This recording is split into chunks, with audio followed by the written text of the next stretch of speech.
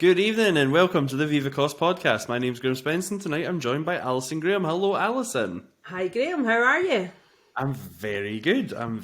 We have had what a week in Scottish politics. It has been incredible. So I guess we're going to dive right into it. We've had a lot of interesting things, and some news is that me and you are going to be talking at a rally. Do you want to give us some more details? Yes, so there's the All Under One Banner march and rally in Glasgow on the 6th of May, which I believe there's something going on in London that day as well, something with the kind of the old British establishment. So people in Glasgow who probably are off, over that weekend, bank holiday weekend, why not? Hopefully the weather will be nice and come down to Kelvin Grove, 11:30. Those who can to march down, and those who can't, if you want to come along to the Glasgow Green. So yeah, we're speaking there. There's a host of speakers, which we could go through later if you want. But I mean, if you're interested, All Under One Banner. I've got all the details of the Glasgow march. I've been to a few of the Glasgow ones before COVID, and they were very, very well attended and great atmospheres. And actually, the weather was quite nice. And I think we should just jump in and just cover it now. I mean, me and you, we're up first. Well, we're on the billing first. I think it's alphabetical. It's alphabetical because my name comes first. I think if yours had been on it, I'm halfway down the table. So I think it is. I don't know what the running order is going to be, but I was thinking we should probably be quite close to the front of the march just to get there in case we are up early. I've done one of them before. Yeah, Bannockburn, and I was walking with Kenny and Caskill, and I was thinking, we're both speaking, we should really speed up. But he's got much longer legs than me, so it's quite a lot of walking for me to keep up with him. Yeah, we're joined. Shall I go through the controversial cast of characters that we're being cast with? If you're not having controversy, you're not making waves, and that's a good. It's not worth it, is it? So you've obviously got you and I, and then you've got Anne Mullen from NHS for Yes. You've got Ash Regan, who was the leadership contender in the recent leadership election. You've got Craig Murray. You've got Colette Walker, who's the leader of the Independence for Scotland party. You've got Dave Henry of SSRG. You have Hector MacLeod from Alba. He is also a writer for the ViveEcosse blog. Yeah. Jim Cassidy for Trade Unionists for Independence. You've got Joanna Cherry, who is a very prominent KCMP from Westminster and destroyer of the UK government legislation. We've got Kate Forbes, who was another leadership contender in the SNP leadership race. We've got Mohammed Asif from Afghan Human Rights Foundation. We've got Robin McAlpine from the Common Wheel, who also spoke at ViveEcosse IndieX event. We've got Sarah Saliers from Salvo, Sean Davis, and we have Tasmina Ahmed Sheikh from the Alba Party. Oh, and we have Tony Cox from SUWN. That's right. At minimum. Yeah, that's the speaker so far. They were just updated, I think. So yeah, that kind of leads us on to the first kind of talking point is during the campaign, which is, those following ViveEcosse will know from the Ash Regan campaign diaries, we were involved in, and all the candidates were invited to attend the march and speak at the rally during the campaign, and Ash and Kate and Hamza all said that they would, and obviously the result of that election was Hamza Yousaf was elected for, the leader of the SNP and subsequently the First Minister of Scotland. And now he's been invited, as kind of predicted, to the coronation of King Charles III, and he is now apparently going to that. So he was in the original lineup, but he said something weird about he would try and do both, which I thought, it's a bit difficult to be in Glasgow and in London at the same time. And I'm imagining the coronation, you'd have to be there pretty early to go through security and stuff. Well, so, I remember this happening, and we're not up to that yet on the campaign diaries, of which, by the way, I'm just remind viewers and listeners that Graham Spence has been on time with Graham Spence has been on time with every blog he's written. Alison Graham's late, but anyway, I'm just teasing. Hamza Yousaf, his team wrote back to the National. Yeah. And said that he would be the keynote speaker and he would absolutely be at the AOUB rally and he was going to lead it and he was going to lead the march, he was going to lead the speeches, he was going to, the first activist, that was it, hashtag first activist. So he announced this in quite amusingly, if you were on social media at the time. AOUB actually then said, well, he's not actually responded to us. but he's told the National he's coming. He's not actually spoke to us. So he was out there getting all the press for this, and now Humza Yousaf, after, first of all, stealing the press, then telling AOUB, actually, I will be there as the first activist and I'll be the first speaker and blah, blah, blah. He's actually now in a situation where he's like, I didn't say I was going. I'm First Minister for everyone. I must be in London. I need to be... I mean, the odd thing is, you can be First Minister for everyone, but the King actually isn't your constituent. That's very true. That's interesting from our point of view on the campaign, because is that a downside of having such a big team that they don't speak to each other? I mean, they said they had a big team, but we never seen any evidence of this. I think what happened, I think that the misinformation we have here, the disinformation, is Humza Yousaf's team included a lot of the groups that were writing to the campaigns. So Yeah, that's true. there were certain SNP pressure groups that I think, certainly for Ash Regan and Kate Forbes, they got a bunch of questions that were very difficult for the two of them to answer and be consistent with their core message. But at the same time, I think they came with an answer sheet for Humza Yousaf. Well, he actually, for some of them, he actually got invited to Zoom calls to talk about them, which we didn't get. I remember Humza Yousaf, for one particular example, managed to answer the questions before we had even received them. That's right. That's right. It was very interesting, and we will kind of try and weave as much detail in as we can remember from our notes and our recollection at the time. Yeah, so it's good. It's But what was the thing? Sometimes, isn't it, on a campaign to actually write it down? Hamza Yousaf actually had the ability in some of these situations to answer the questions before Ash Regan or Kate Forbes had received the questions. Yeah, exactly. So I was just wondering whether, because we did hear a lot from the press, that they were really inundated to the point of distraction with the campaign, that they were getting so many press releases in, but it wasn't really telling them anything. So I think we created a bit of a scarcity with Ash, as we've explained, kind of early doors in the campaign the first week, which we just kind of got to the end of the first weekend, and explained how, we were trying to kind of warm up, take stock, be considered, get the messaging right, have a good conversation, get on point on where Ash was on policy, and kind of try and shape that up before we release that to the press on the press launch day on the Friday. Whereas I think it was very scattergun, certainly from Humza's campaign. So it could very well be that somebody, very enthusiastically in his team went to the press to respond and didn't actually remember to contact the organisers of the march, and they were then hearing it through the press. And maybe to be fair, Humza maybe himself didn't even know. Who knows? No, there is that. I'm sure there were some operating guidelines they had, but maybe not an operating agreement. One of the interesting things I find with that campaign, and it's not just that some of the questions were answered, but one of the things that I still haven't seen is we got asked, and you answered for Ash and a lot of these things. You done the sort of she'd tee up the general idea, and you would flesh it out into the. You'd flesh it out in the full answer. Yeah, and a lot of these were 25, 30 question sequences on very difficult topics. Yeah. I think it was designed to slow us down, but they hadn't met me. I love doing things like that. No. I know we had a secret weapon. We had someone who types and talks for Scotland, so we had someone able to meet the challenge. That's what my realisation. It's like Sudoku, but with words.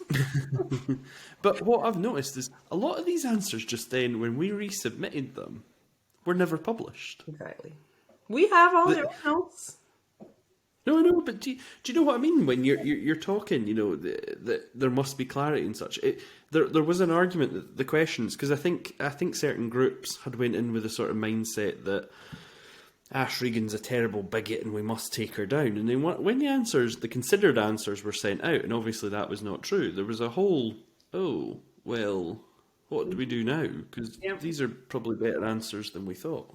Yeah, and I think it's really kind of interesting that when they answered that, when they ask you these questions to kind of trip you up, it kind of plays into what we were both, and I noticed you used it in one of your blogs and I'd already used it in mine. It felt a bit like SNP Squid Games. We're trying to like eliminate people in the race. It So did feel like that at times, yeah. yeah, which is an interesting way to pick a leader. To be honest, Yeah, you think in your own it, party, if you know, not an opposition, you would be setting an environment to succeed, to thrive, to germinate ideas, to support. You'd think so.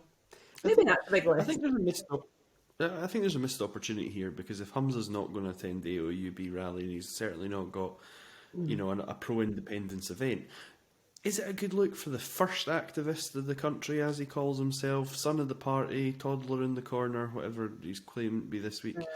Is it a good sign that the first thing he does is way down to, bend his knee and shake the hand of the king that nobody voted for? It comes back to honesty in politics, and this is it. I think this is where the electorate are a lot more switched on than politicians give them credit for, to the extent that the sound bites, the messages, the PR, the spin, the campaign, and stuff. People, particularly when things are really tough, and they are really tough for a lot of people, they are looking and holding on to that promise, and then they are seeing them immediately the minute they get elected. It's like, what promise? And we talked a few of the things that we thought, if we were advising that campaign, we would be really quite careful with some of this, because it was evident that there would be a lot of pressure. Now, if you've got a candidate that's put themselves as a continuity candidate, Nicola Sturgeon absolutely would have gone to these things. She always did. She seemed to really enjoy them, and she was at the the Queen's funeral. There was a lot of the Queen's Jubilee thing. The kind of party thing in the summer and everything. So Ash Regan, who was our candidate on the campaign, was a completely different kettle of fish. She's a completely different personality. And she was 100%, like your kind of, what I always say about Mary Lou McDonald, no deference. It's like no deference. It's like, here to do the job, this is the job, independence is the goal, stable government, here's how we're going to do it, hand over to the Yes movement, competency in government, etc. But very much so that, I'm not here to be a servant of the British state. I am here to represent the people of Scotland and a party that's constitutionally got the raison d'etre of independence. So, of course, I will be at the UOB march. I will be there collegiately with other people that are there. I don't pick the speakers. I don't pick the audience. Build it and they will come. You have got an event set up, facilitated. People will come along, and I think, to be honest, that's why it kind of resonated with us, because that's very much our kind of methodology. Is as we always say, the wider doors, Do the you longer remember? the table, and work with the electorate you've got in front of you. And if you can't build those convincing arguments, then that's on you. That's not on the audience. That's not on them. That's on you. And that's what we all have to do, I think, is in Scotland, is start talking to each other again. Do you remember that? I mean, we're probably dropping a campaign secret here, and I'm sure it's going to come out in a future piece of writing that we're going to put out. But I remember we were originally looking for a position around this, and we were talking about the monarchy, and we were talking about where did Ash see it, and because party policy for the SNP is that they support a continued royal family in independent Scotland, and obviously we were talking about how Alba were anti, monarchy, and I can't remember. Kirk Torrance there was like a third option. I can't remember quite what it was now, but anyway, I remember that Ash got the question before we had kind of as a team formalised anything. She was like, "Oh no, I'm a Republican. This is all nonsense." It's a personal thing, it's a party thing. Yeah. I must say she's a Republican in the sense of monarchies, not the US Republican. But we went on, and I remember her saying, I was like, "So you go to the coronation? Like, is that where you would like to be? Do you think this is a good idea? How's your relationship going to be?" She was like, "Well, I've not been invited, but I have been invited to a march, so I'm going to the march, and I'll have to politely decline." And we had a joke. Yeah. And I remember I particularly wanted to move it to the press line, but I think there was a bit of pushback. I think you supported me, actually, in saying that we should send Nicola Sturgeon to these events because she seems to enjoy them too much. So she could be a great representative of this sort of thing. And I said she's not the Privy Councillor, and she's probably already bought a hat, to be fair. Exactly. So she probably got the hat for it. The other thing, I remember we got a good laugh because we were talking about Nicola Sturgeon and that, going down to that, and I still remember that Ash came out, and here's a great one if the journalists are paying attention. Ash was like, "There's only really one event I want to go down in London, and that's Vandy Murray's playing in Wimbledon. Surely exactly. She was very much, if I get a ticket to that, I'll not decline, but Coronation can wait. I thought that was quite good. That was very It was good. very That good. was very good. Yeah, absolutely. Yeah, Andy's doing really well again. There's a Local rumour lad. just now online, but I don't know if it's true or not, but I presume it is actually. Alex Salmon's also going to go down Yeah, and be part of the coronation, which, again, his party is the statement of no monarchies, and now we've got the Alba Party leader going down. I mean, yeah. what is it about the royals that seem to be attracting these otherwise presumably sane politicians to thinking that that is... I mean, we're going to be talking about a man in a gold carriage getting whisked about London in a very expensive ceremony in very expensive halls and robes, and I'm going to have him... He has to sit down, he has to go through his... In goes the gold carriage, in goes the very expensive sort of decor and the flowers and all that pageantry. Then he goes in and they get a wet sheet and throw it over his head so he can speak to God for 60 seconds, and then that's his appointment as the Chief of the Church of England. And then they hit him with a stick made of gold and diamonds and sapphires and all that nonsense. And then he ascends and he gets back in his gold carriage and gets paraded around in a cost of living crisis when the average energy bill is 300% of what it was last year. Does this not seem a bit daft? So what we were saying before about politics and politicians and the honesty question, again, when the Queen died, one of the kind of first things he said about his coronation was it would be very pared back. It would be very kind of like, low key and what have you. And that is just utterly gone out the window. And now it's like, the pageantry, the ceremony, it's like a huge event, again, during a cost of living crisis. And the irony is, for those of us, who maybe are too young to remember it firsthand, and I want to say I was kind of young, but I have been watching The Crown to remind myself. Was it not black and white TV at the time? Well, no, it was black and white TV, or my kids would say with the dinosaurs still about. But so Charles, at one point, when the whole affair with Camilla, the whole thing with like Diana and the Martin Bashir interview and the David Dimbleby interview or Rich Dimbleby interview rather, and it all kind of was very controversial. And at one point, it looked very much as if he was not going to be accepted as the king. Mm-hmm.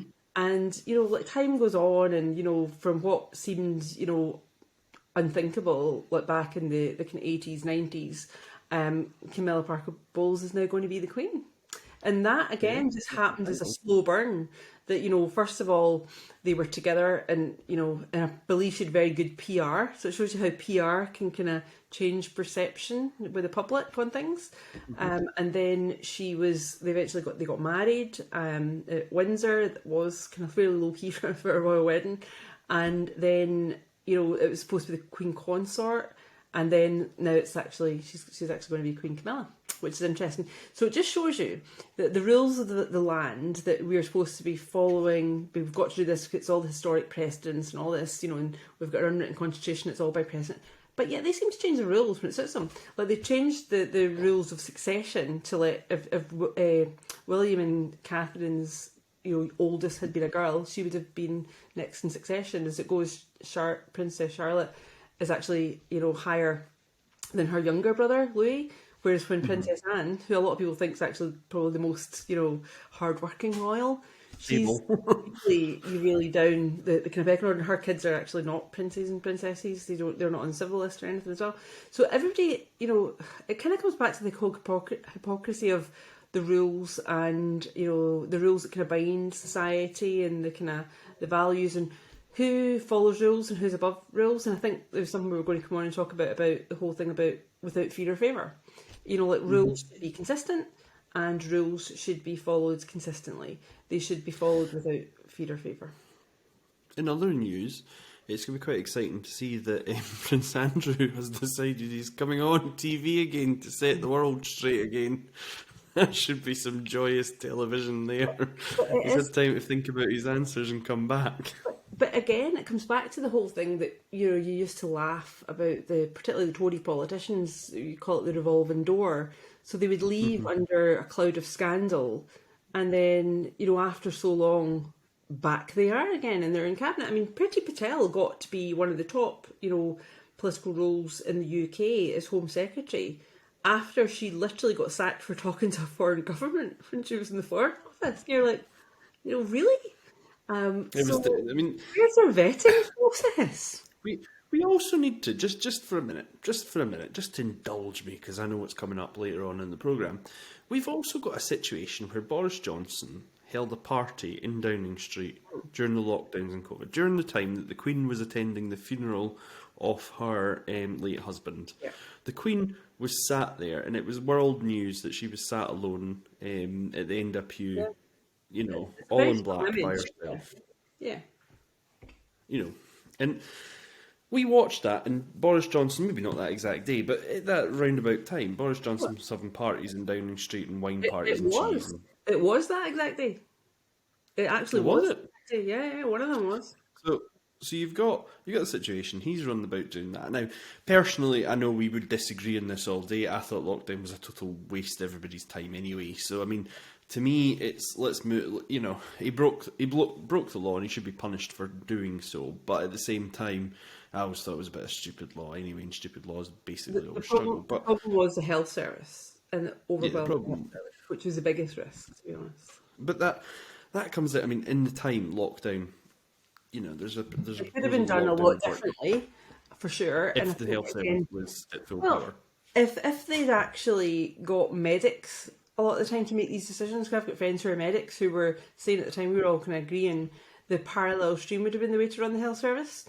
That, I'm a great fan of Harry Burns, and I always thought as the ex-CMO, Harry running the kind of response and letting the other CMO, which was Gregor in the end, run the health service, so that we're in Italy, who were hit very badly, North Italy, which have got an exceptionally good health service, and were massively hit and lost a lot of medics, like in the early stages of COVID, because of the continual exposure to COVID, and but they very quickly learned, by the time it got to the south of Italy, which has got less of a robust health service, they responded with clean and dirty hospitals. And a friend of mine was working in a kind of clean hospital in Glasgow, and yet they were able to do things like stents and different things, different procedures. She's an anaesthetist, and she said that they were not getting patients from Greater Glasgow and Clyde, and a lot of that was kind of political, where they were getting people from other areas of the country.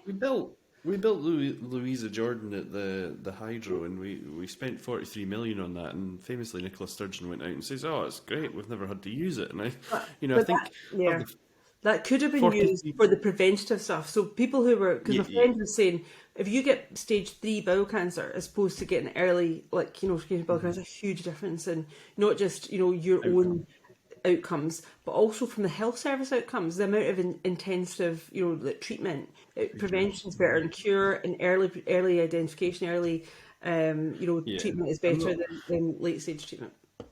I'm not convinced the argument that we spent 43 million and never done anything was particularly as strong as Nicola Sturgeon possibly felt it came across. But my point is, so Boris Johnson, potential criminality. In fact, there was criminality within Downing Street because they got their fixed penalty notices. And then we've got there's been the investigation into the Ring MPs that were in the sex scandals. Mm-hmm. We also had the ongoing, we've had the ongoing sort of business connections through a lot of ministers, the sort of pay for access scandals. Mm-hmm. And we've had all that. So these are genuine frauds that are going on. That we're very lucky that Channel 4 and dispatches and such are all getting in there and kind of pulling the rubbish out. But I mean, it shouldn't be up to the media. The media should not be the sole contributor to this. It does seem, it reminds me as a bit odd that in the UK an awful lot of political scandal comes out because the media took an interest rather than the police or the security services or the people who are actually paid to keep an eye on this actually seem oblivious to it until the BBC run it on TV and they think, God, we better go and do something about that. Yeah, or actually even better, the organisations themselves through their own governance system. And I think that's something that they don't seem to be making more robust. They always say, after the fact, we'll do this and we'll do that, and yet it's almost like we just say that to kind of get the cameras gone and the press away and then revert type. And if you don't make it easier to do the right thing and harder to do the wrong thing, then people will inevitably, some people will do the wrong thing. So, I mean, I just want to plant that seed just now that we've got scandal in the royal family, we've got scandal, scandal in Downing Street, and we've got scandal kicking off all over Westminster, as it's always been. It's never particularly been a place that's allergic to scandal. However, we'll roll on. We'll roll on just now. So we've covered OEUB, and we've covered, obviously, one of the big things we should cover just now, which is not riddled in scandal. Something that is the opposite and the antithesis of it is our open and transparent Ash Regan campaign diaries, which is probably the first time in Scotland that anybody's published an internal campaign, introspective, retrospective, on what happened. So, Alison, what's been the big hitters so far for us on the campaign diaries? I think just the general process of it, I think, has been really interesting. I mean, I know you and I both are very big proponents of doing retrospectives to see what worked, what didn't work, what we could have done. And I think doing it in this way has been really enlightening, because there was things that at the time, and I think there's a theme throughout of it. One of your ones is pretty much like getting strapped into a roller coaster, which it did kind of feel like at the beginning. It was very, very fast paced. So there was a lot of stuff you were very time bound in responding to, and it went very quickly. And there was times that we thought, particularly the team, when we actually all met, the first time we all actually met, and that was one of the big things. And you did this one on the launch day on Friday. In fact, that's the last one that's up View from the Bridge, because I've still got through the weekend, which was the Northeast trip. So that was very cool to kind of like get everybody together in one room. And it reminds me very much, if you'd had a longer campaign time, what you really would have done is what I would do in any project, that bring the team together. And set out your big statement of intent, your North Star, what we're aiming for, and how everything else, how that breaks down underneath that, and what skills we've got, and who's doing what, and what do we need, and blah blah blah. And then you go and break bread. You go out for food. You go and have a social interaction, because the network is so critical to anything that you do. If you build a strong network foundation and you've got good relationships and you know how to communicate with each other, it saves a huge amount of stress and problems in the long term. So that was really interesting for me. A week in, pretty much, almost a week in, we actually all met in the same room, which was good. Yeah. And then I think things did kind of work, and it was a little bit of a roller coaster. I'm not going to lie. There was downs as well as ups, but that's to be expected, But I think one of the key things for us is transparency is so critical, and we keep coming back to this, but honesty in politics and honesty in public life and building trust, because people, are looking for something to hold on to that feels secure. It's not that they want to be, like predictable and boring, variety and spice life and all that, but you do need a solid foundation to feel that, you've got some sense of where things are going and what the rules that we're all following are. And when that seems to get thrown constantly up in the air, it's really unbalancing for people. So the kind of spirit of transparency is the reason that we've done this, because we felt very much Ash's whole campaign was about bringing, I think the action plan was about, transparency and, accountability, and really, good governance, is one of the things she said. Like, if there are problems, they're our problems as a party. We will fix them as a party. But to do that, first of all, you need an honest look. You need an honest assessment of where we're at, what's working, what's not working. Where we need work, where there's gaps, where there's confusion or whatever, and bring clarity to that. So we thought, the campaign, at the end of the campaign, obviously we were not successful in getting Ash elected. It was a big ask. It was a very short campaign for a candidate who was relatively unknown at the beginning, and I think Ash did a huge amount for her own credibility in building who she was. And I think had she been given more time to do that and to really explore the ideas and the policies, where she was really setting the milestones there for others to catch up, I think that would have been potentially a different outcome. So I think from that point of view, we took that on board at the end of the campaign and thought, let's demonstrate this. Let's actually show what this looks like, rather than it just being words on a page that people go, oh yeah, yeah, you say that's talk the talk and all that. So we thought, oh, well, let's walk the walk. Let's give an honest look. And I think it feels a bit frightening for people to be very honest and very transparent. But it's like, what does it say? The truth will set you free. And for Scotland, maybe that's where Scotland need to be now. Maybe Scotland needs to be at that stage that you think, we can't keep going on like this. We can't rumble from scandal to scandal to, politicians promising and letting people down and just one more mandate, one more corner, etc. If we're going to do this, we actually let's do politics truly differently and stop talking about it. Just do it differently.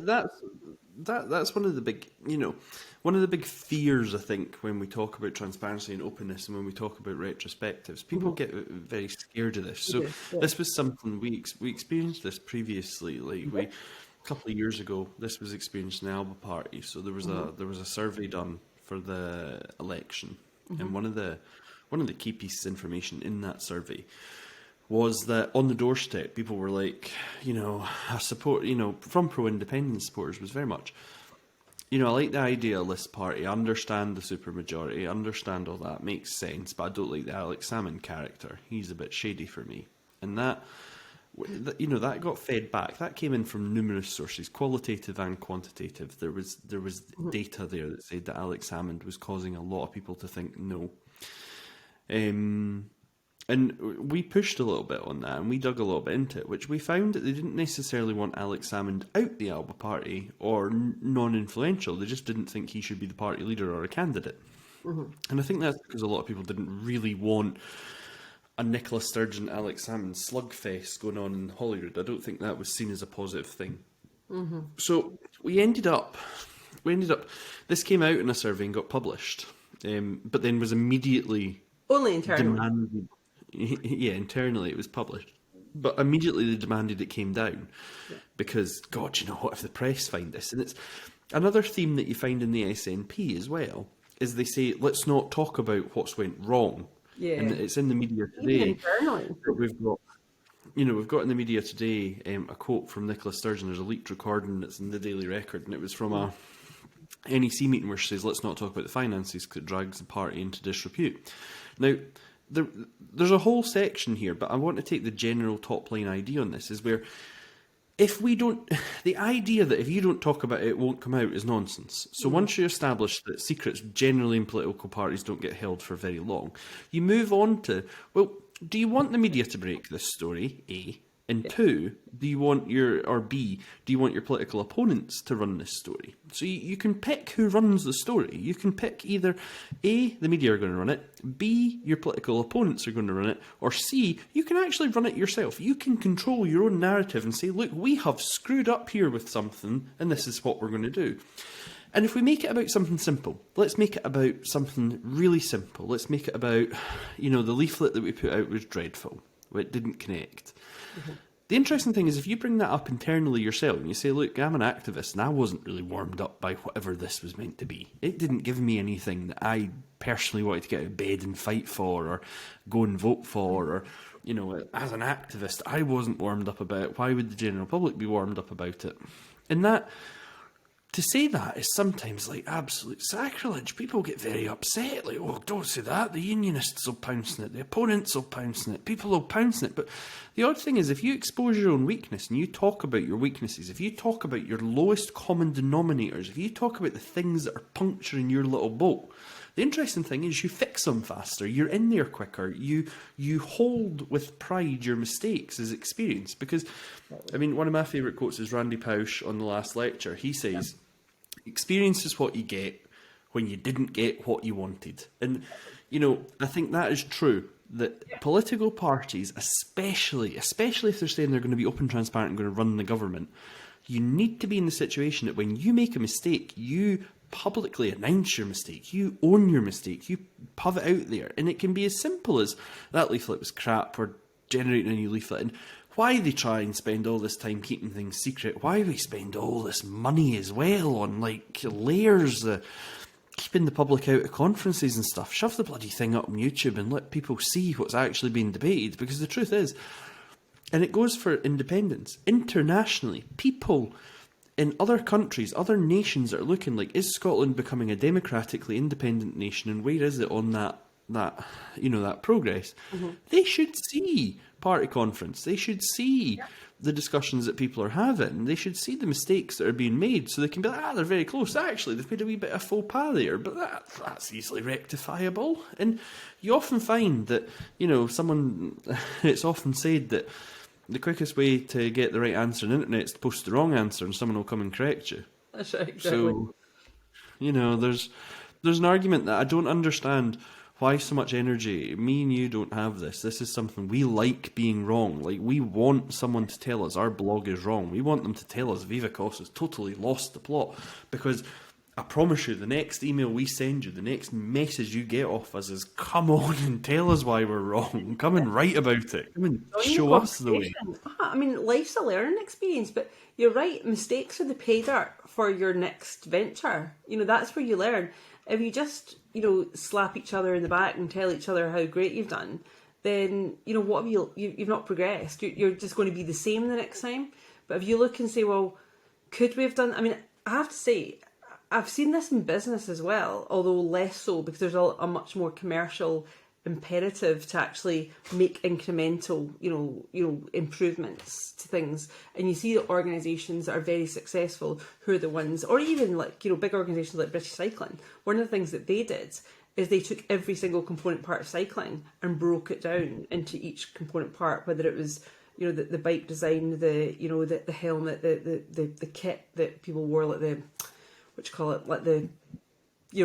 cycling chirps and all that kind of stuff.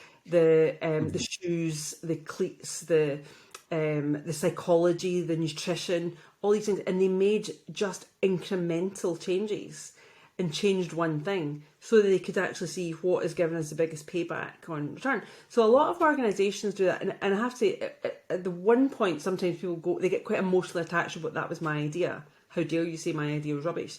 And it's not saying your idea is rubbish, it's saying, this is how this landed. Is it something that we throw away, or is it something we work out, where did it actually go wrong? And I think doing analytical troubleshooting for so long, it just seems like the obvious thing to do. It's how you actually solve problems. It's also how you exploit opportunities. Because if you identify, get potential opportunity analysis as well as, potential problem analysis, or realised problem analysis. And for us, it just seems like the kind of very obvious things to do. And I have to say that short 38 days, I think, the campaign from kind of start to finish for us was a huge learning curve, a huge learning opportunity. Loads of things that you didn't have time to really think very long about. It made you a lot sharper about, how to quickly you had to turn things around, and you didn't have time fluff about. It just shows you now that I don't have that time on me. We're doing our blog. I'm now like, I'll do it later.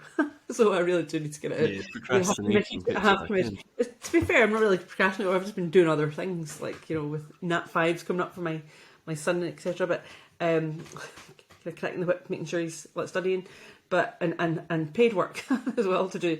So because it was a big commitment over the time that we were doing it, and we were all doing it in our spare time. We were all doing it, and I don't think people realise that not only was it a small team, but it wasn't a full-time team. It was people who had their own jobs, their own other commitments. We're doing things at lunchtimes, in the early morning calls, late night calls into quite late at night. I mean, there was not a lot of sleep had, I think, over the time for all of us, which was massively on adrenaline a lot of the time, and chocolate milkshakes and a lot of coffee. I have to say, there's a theme that'll come out in the later blogs of where we went after hustings and stuff for food and I think we get to that very soon. We do, yeah. One of the key things though, one of the key things there, and just to summarise one of the points you made there, is sometimes your weaknesses or the opportunities that you expose are your strength, and that the SNP action plan, to cycle back to the start of this topic, was our positive thing that came out of the opportunities. It was listening to the members, specifically in the North East at the time, but certainly members' gripes that we were reading on social media, members that we were talking to in meetings. They were as well. Yeah, a lot of the emails we got. Yeah. And it was a case of taking that information and saying, well, here's all the weaknesses. How do we turn this into strength? Well, the strength for our campaign was we'll take all these weaknesses and we'll come up with an action plan on how to resolve them. And do you know what? It's quite easy. Once you admit there's a problem, getting round fixing it is very easy. Yeah, it is. So, I mean, there's a lot of kind of standard ways you do this, and it's not rocket science, as they say. Transparency. If you've got a perception like the one you mentioned earlier on about Alba, regardless of whether you agree with that perception, it is still a perception, and you have to deal with the perception. So if you want to turn that around, that's something that you say, well, I actually need to do a bit of work there. Why is that perception there? How do we turn that around? Because if you still think that, that person is the right person to lead the party, then there needs to be a bit of a kind of campaign to understand where the issues are, how you turn that around, and how you then change that perception kind of going forward. Yeah. Or you decide, actually, this is too big a risk for the party as a whole. We actually have to do something else. So, but ignoring it's not really helping. There's ways to manage that. You can certainly, for example, well examined, you could have easily moved them on to be the president or the honorary president of the party, where he was a strong voice of experience, but for a new leader to really get their teeth sunk into the meat of the issue. I think sometimes people don't realise that not being in the perceived top position isn't always necessarily the most powerful position. It's about something that Ash talked about in the campaign, having the right people in the right roles. Now, the right people in the right roles does not always necessarily mean that, you get promoted up to the top level. I think some of the kind of more advanced organisations, like when I worked for Sun Systems, they're a very technical company. So a people manager role wasn't higher than a technical role. Because people understood the value in different skill sets, and your best technical person was unlikely to be the best people person, just from your kind of personality traits, etc. So I think that's something we need to look at more and say, well, actually, could you actually have more power? I mean, particularly, saying the example of Alec. If Alec was a president, would that have freed him up to actually be able to do a lot more things? And interestingly, the SNP campaign, we very much noticed he got a lot more media attention during that than he did in any election campaign that Alba fought. So it does make you think, and we did think at the time from a strategy point of view that would be a much more powerful position. And we actually thought, right, be honest and transparent, we thought that strategically, just taking, people are emotionally attached to individuals and names, etc. So in decision analysis, you take all that away and you look at it very objectively. So if it was like A, B, and C, like, who underneath A, B, and C was Alec, Neil Hanvey, and Kenny McCaskill. If you actually listed all the kind of things and the opportunities, probably Kenny McCaskill would be the leader, because he had the big platform in Westminster, plus the most experienced, and he'd been a Holyrood MSP as well. He'd been the Justice Minister for 7 years, so he had a lot of the kind of gravitas, connections, etc. And probably I would imagine Kenny's not going to be in politics forever. That people have got. I mean, he's very kind of accomplished writer, and he does a lot of other things. So I think you need to look at what skills you've got and where you best use those resources, and how you want to future as well. You've also kind of hit another nail on the head there.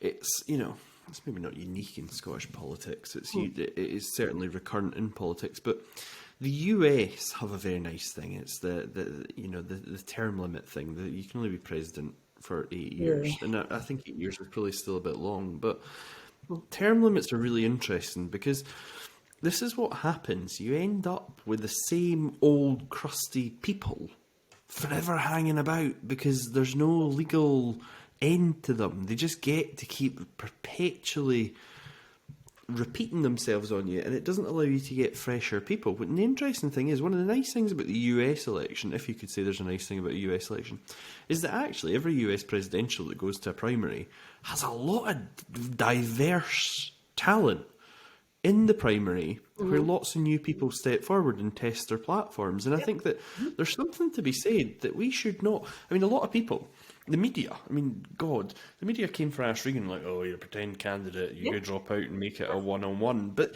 the interesting thing is, why would we not celebrate a more diverse panel? Why would we not want a greater choice? I mean, it was an STV election. There was no way to lose. Exactly.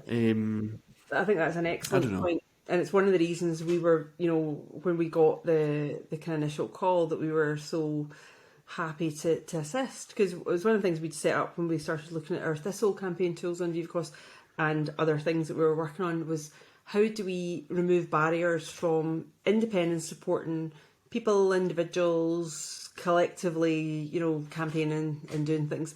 So, when we were working on these tools and these kind of ideas from our kind of collective experience, if you like, and then that opportunity arose to actually be involved in a leadership election, then we could have jumped at it because we thought the most important thing, almost as important as the result, was the process and the fact there was a contest. And that was overwhelmingly what we heard from members, overwhelmingly, that this was a good thing. Democracy was a good thing. The succession thing, it was literally, Alex Salmond to Nicola Sturgeon. There was no other contenders. That is actually, it might feel, at the time, short term, it might feel safe, a safe transition of power. And it's a bit like you've talked before about the monarchy. That's why they do the whole thing very quickly. That's why Charles was, ordained as or whatever they call it. As you can tell, I'm not a monarchist.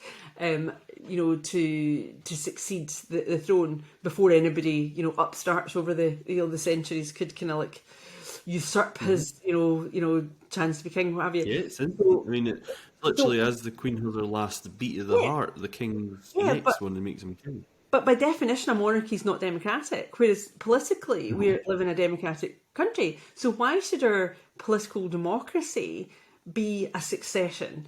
Of course it should be a contest. And you're right. I think what's really good is in American politics, the primaries do. I mean, you get some right wallopers as well, but it's entertaining. And even the wallopers, sometimes come out with things you go, oh, wee nugget there. It's not a bad idea.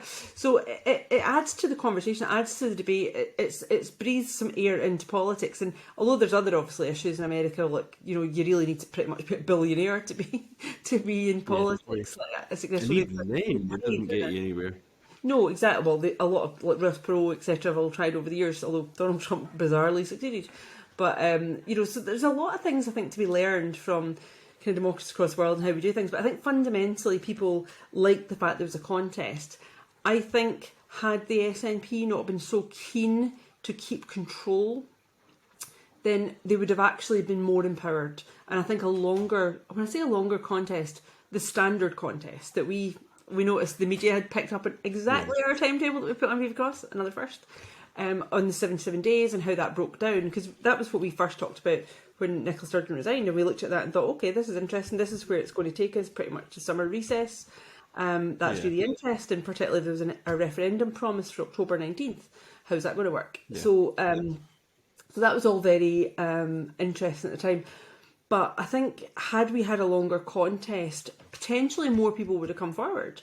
And I think, folk realising, which we did very quickly, that this was going to be really intensive, especially when the crazy hustings schedule came out, on top of all the media, debates and everything as well. It would have been a bad schedule if there had been more time in the schedule to actually complete it. Doing one a night was certainly a negative way to do it. But I mean, I get that's what it is when you're going to try and replace. You're trying to get continuity and you're trying to get exactly what you already had. Yeah, you made a really good point. Yeah, you made a really good point during the campaign. That was that there's an expectation when we did the press launch on the Friday at Double T's at Queensferry. The press thought that was a professional operation. They didn't know it was like a bunch of volunteers working kind of part time trying to pull things together. And it did come across like very polished, but there's then an expectation that you have literally got a policy team like the civil service behind you, like you would have you were the First Minister, and what's your policy in that? Which policy? You're thinking that's basically like telling some of the media people, okay, can you give me an in-depth documentary on this really complex subject, and they'll have it by 4:00. And we had Farmers Weekly or Tractors Monthly or whatever it was. Civil engineers wanted us to make a lot of kind of comments on positions on different things. I mean, it was. We will probably unpick more of that as we go along with the diary. Some of the, without naming people, we'll keep it kind of vague, but just the kind of content and the type of information where we get. One of the things that I thought was really bizarre, just to throw in. You mentioned earlier about some of these groups that we were getting asked questions after what comes this campaign had already put their answers out, and then we got an email. Some of these were pages long, and I mean pages and pages long, and these were groups that had the word independence in their name and not one question about independence. Not one, Yeah, it was which was really interesting. right. Finally, one final topic, and this one's a difficult topic for you, as I understand it. So I don't think you'll be saying too much, but I'm sure you'll tell me where Please, we hit not your saying limit. so. So the SNP has not had a very, in fact, Hamza Yousaf has had a dreadful first 2 weeks as First Minister. Not only have the SNP gone down in the opinion polls, with some showing them as barely ahead of Labour, we have seen that Alba will be getting its first seats in the Scottish Parliament. We have also encountered the problem where the police have raided the SNP HQ. They've raided Nicola Sturgeon and Peter Murrell's home in Glasgow, and lastly, they have taken a motorhome caravan thing from Peter Murrell's parents' house. So there's a lot that's happened. That's kind of, one of the things that's been striking is certainly the scale. I mean, this had the scale of like a season finale, the old police procedural, The Bill, or like CSI Glasgow's opening number. Like, this was, 30 police officers at a 3-bedroom house in Glasgow with a great big Police Scotland cordon. It had massive marquees. It had tents in the back garden. At one point, there was a helicopter above, although I think that was probably the journalists rather than the Yeah. police. But it was a spectacular sight. It was a sight that you would not expect, or perhaps you would expect, but it's not one that would be certainly common in the south side of Glasgow for East a End of political. Glasgow. The east end of Glasgow. She's not Glasgow south side? That isn't where she lives. I'm Ah, from right, the I East see. End, so I know where it is. I won't say where it There is, you but I go. know. Well, but you're talking about this happening in Glasgow, this 3-bedroom house, massive police presence and everything like that, and it was a spectacle. It was a spectacle, and the question comes in. Certainly the Alba Party have had their share of troubles, and Alex Salmond has had his share of troubles, and I should put out there that even though there was an awful lot of there was a lot of media interest and a lot of police in there, Alex Salmond was totally acquitted and returned a free man to the world. And there's nothing to suggest that wouldn't be the case again here. But it was certainly, Alex Salmond has gone through that process. The Alba Party hasn't quite shaken that. The SNP is now going through an awful process where it looks like that there's police and there's legal matters and everything's spiralling out of control there. Does this, I mean, we know that the independence polling looks good. Does this mean we need a new party? Does this mean what does this mean? What's the output here, and what does it? Where do people go? I think, again, back to the old democracy, demos kratos, the power of the people. If the people are speaking and saying something, and the politicians are not delivering on that, or letting them down, letting the side down, if you like, then I think it is time to reflect. It's time for all politicians to reflect. One of the things we've said before about, back to the conversation earlier, about Alba, we've often said, can old faces make new cases? As the world has moved on in nearly 10 years since the last independence referendum, there's been we've lost a lot of people. We actually have lost a lot of exceptionally good, and committed activists over the years, which is heartbreaking. But we've also lost people who don't have the ability now, physical ability, or they just don't have the energy, or their circumstances have changed. And it really bothers me when people say, "Oh, it's inevitable. It'll be the younger generation." Nothing in life's inevitable. You have to make it happen. And that's why change comes from action. Change doesn't come from inaction. Change comes, as scary as it might be. And I remember talking about All in One Banner earlier, when Amanda Beguer and I both spoke at the All in One Banner March in Bannockburn. One of the things that I'd said in the speech is that change is happening anyway. It's really just a question of, are you in the front seat or are you in the back seat? Videos on YouTube, viewers. Exactly. So I didn't actually say that, but it was something to that effect. You But did? Yeah, I mean, the idea of like, change is happening, it's inevitable, and you have to really decide whether you're going to be consumers of that change or you're going to be, active in that change. And I think that is what we all need to look at now, and including people who don't support independence, who are not, natural independence supporters.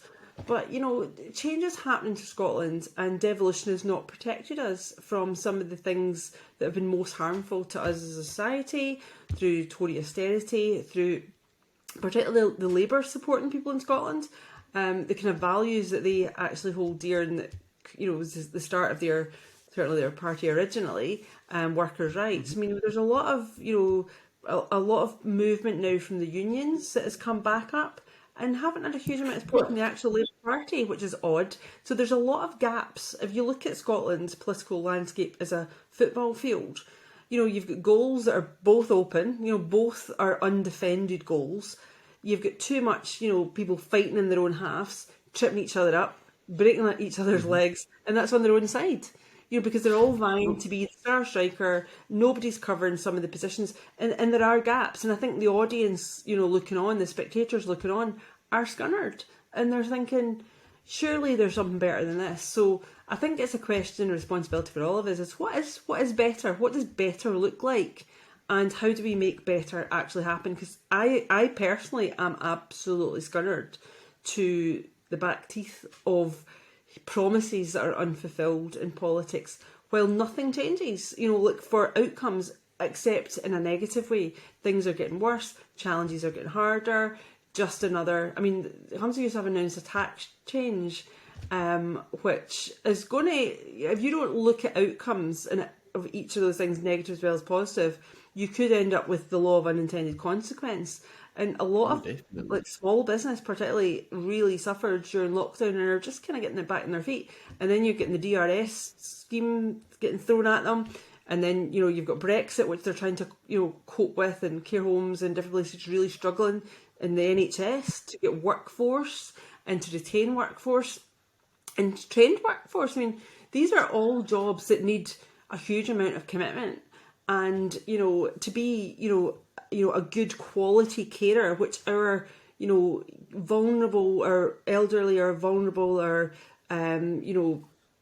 your struggling communities really do need. And there's people who cannot get, and people want to be cared for in home, and they can't get carers, particularly in rural areas. So there's a huge amount of things that we need to tackle, and actually then putting a price hike on some people go, oh, but that's a lot of money. If you've got a mortgage, if you've committed to a mortgage and you've got that money, and suddenly you get hit by more tax, and you're just paying a mortgage rate that is going up because for some bizarre reason they keep putting they keep putting the interest rates up, even though the inflation rate is actually coming down. It's bonkers what they're doing. We should absolutely try and get Richard Murphy onto the podcast. I had some really fascinating conversations with Richard.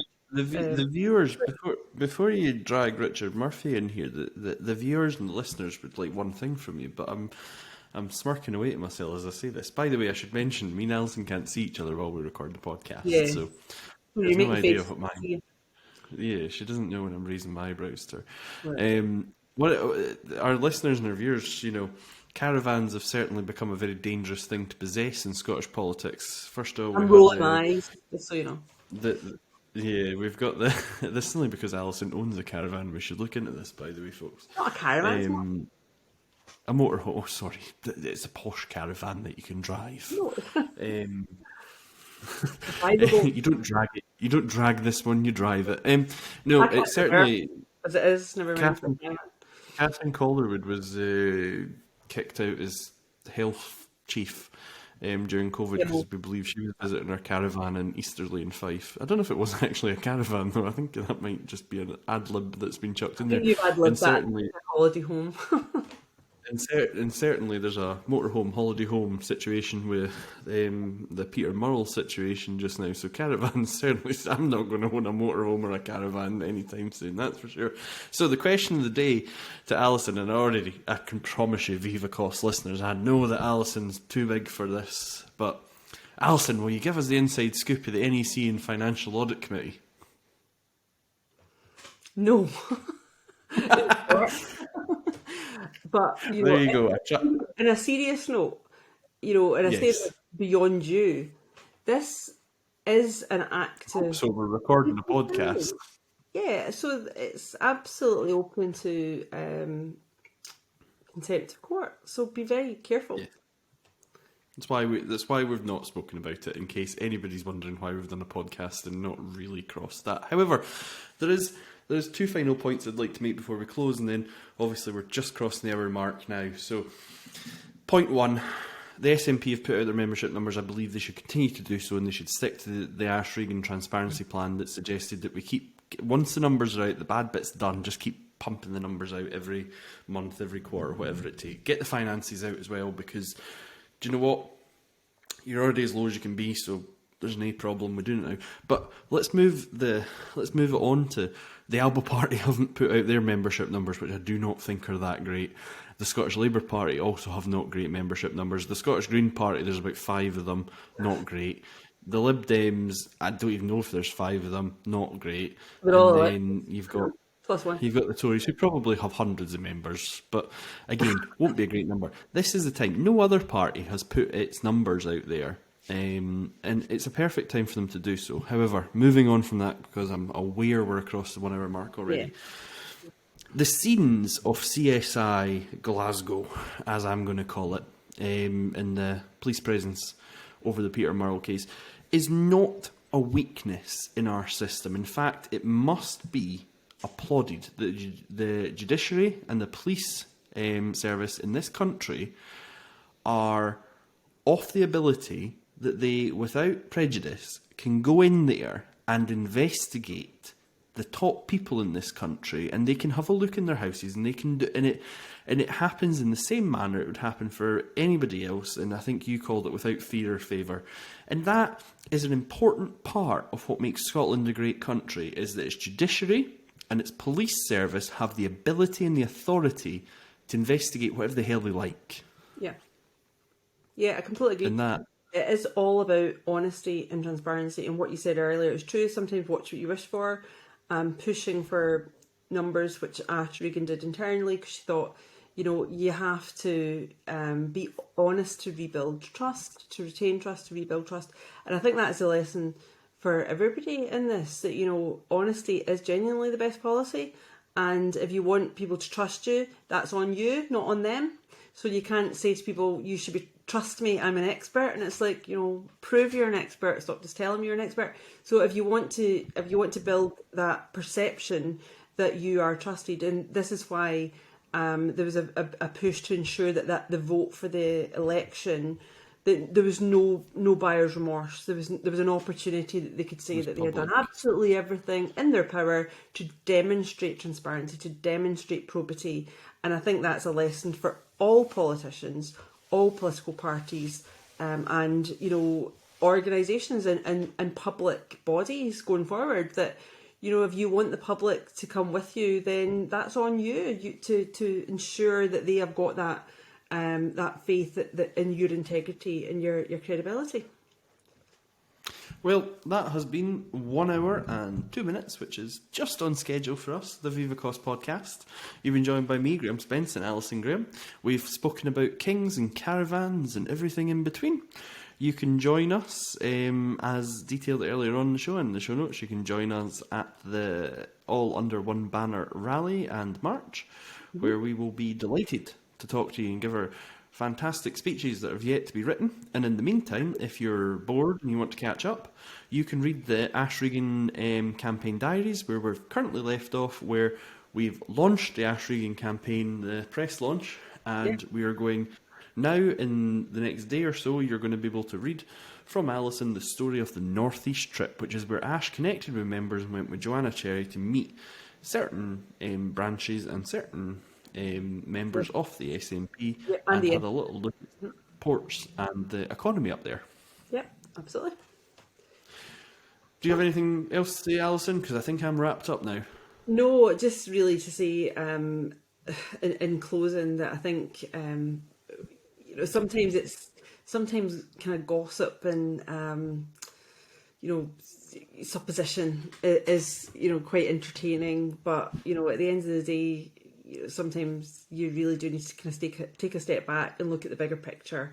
And Scottish independence is not going anywhere. It's a conversation that's not over. And I think if we all remember, whether we disagree with every single other thing, that we've got that in common, and even those that don't agree with it, if we can converse respectfully with each other, then we'll actually all get there quicker to where we want to be. Thank you very much, Alison. You've been listening to the ViveEcosse podcast. Goodbye and good night. Good night.